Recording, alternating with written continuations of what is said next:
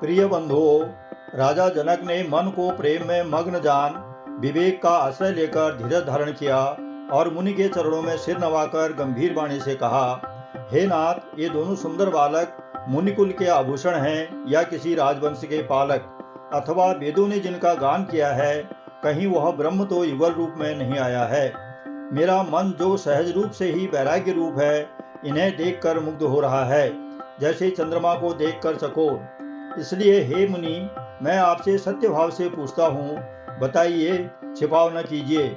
इनको देखते ही अत्यंत प्रेम के बस होकर मेरे मन ने ब्रह्म सुख को त्याग दिया है।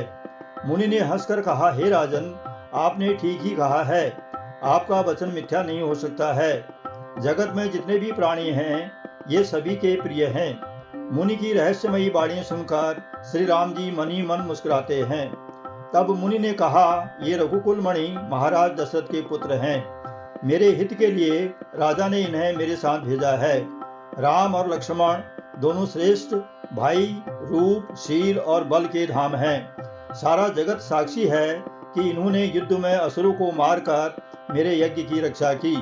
राजा ने कहा, हे मुनि, आपके चरणों के दर्शन कर मैं अपना पुण्य प्रभाव कह नहीं सकता। ये सुंदर श्याम और गौरवर्ण के दोनों भाई आनंद को भी आनंद देने वाले हैं। जनक जी आनंदित होकर कहते हैं, हे नाथ, ब्रह्म और जीव की तरह इनमें भी स्वाभाविक प्रेम है। राजा बार बार प्रभु को देखते हैं और प्रेम से उनका शरीर पुलकित हो रहा है। मुनि की प्रशंसा करके राजा उन्हें नगर में ले आए। एक सुंदर महल जो सब समय सुखदायक था, वहां राजा ने उन्हें ठहराया।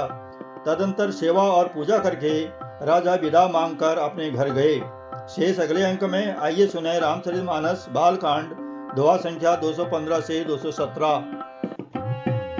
प्रेम मगन मनो जाने नृपो, करि विवेक धरि धीर, बोले मुनि पद नाय सिरो, गद गद गिरा गंभीर, कहु नाथ सुंदर दो बालक, मुनि कुल तिलक की नृप कुल पालक, गम जो निगम निधि कह गावा, उभय वेश धरि के सोई आवा, सहज विराग रूप मनु मोरा, थकित होत जीवी चंद चकोरा, ताते प्रभु पूछऊ सति भाऊ, कहु नाथ जनि करऊ दुराऊ,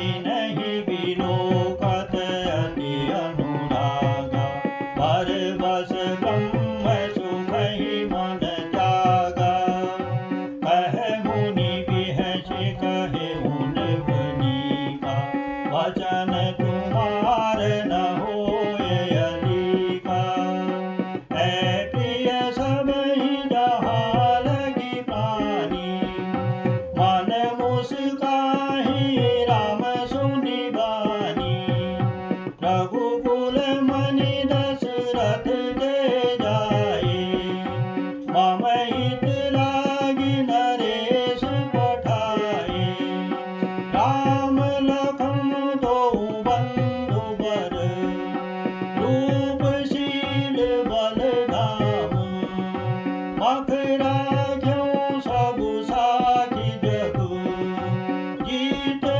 असुर संग्राम, मुनि तव चरण देखि बहराऊ, कहि न सका